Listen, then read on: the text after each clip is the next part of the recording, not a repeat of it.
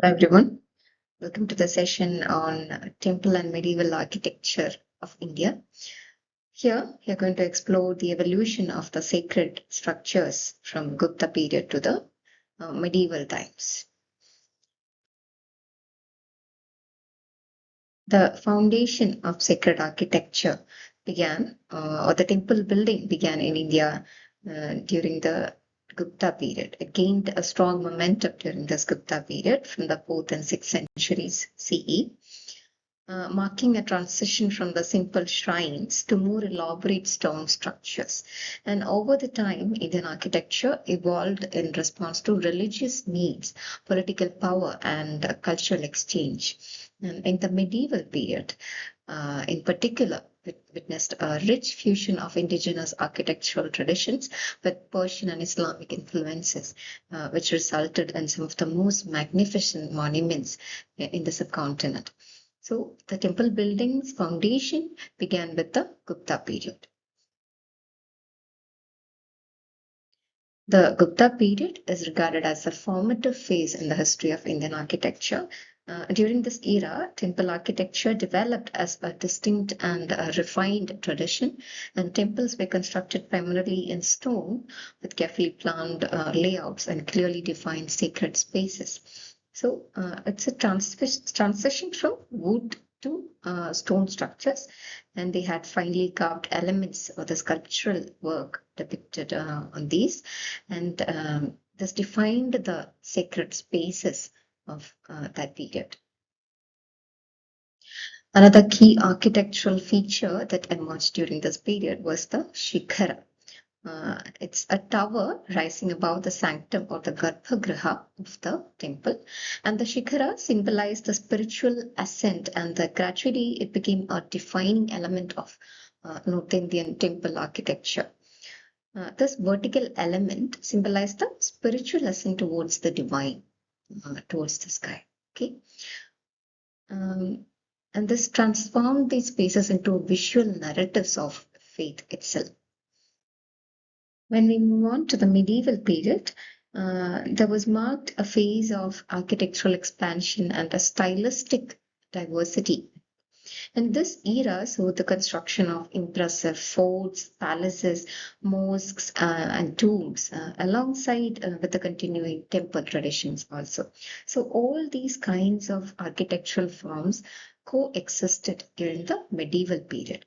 The grand forts and palaces, the mosques and the religious structures, which was the introduction of Islamic architecture, and also another hybrid architectural forms also emerged during this period, which was a fusion of indigenous and the foreign stylistic elements.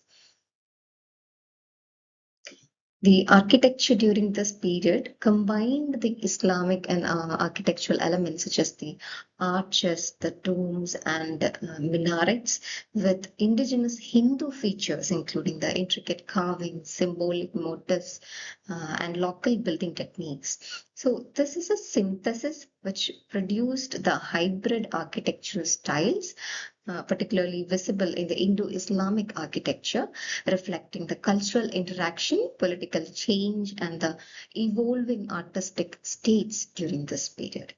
So, this era had a fusion of architectural traditions, including the Islamic features, Hindu elements, and also it created a hybrid forms of architecture. So, this reflects the cultural interaction and political changes that happened across the subcontinent during that period. Now, across historical periods, Indian architecture remained deeply connected to religious practices, ritual life, and social organization.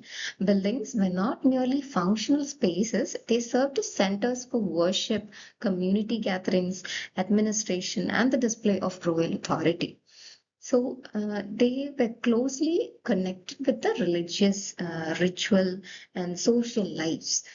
And they express the broader cultural values, the social roles, and the world view of that time. The functions of sacred spaces, it had a lot of functions. It functioned as a worship and ritual arena, a primary function. as a spaces for religious ceremonies and devotional practices. They were also spaces for community gathering where they had social interaction, collective experience.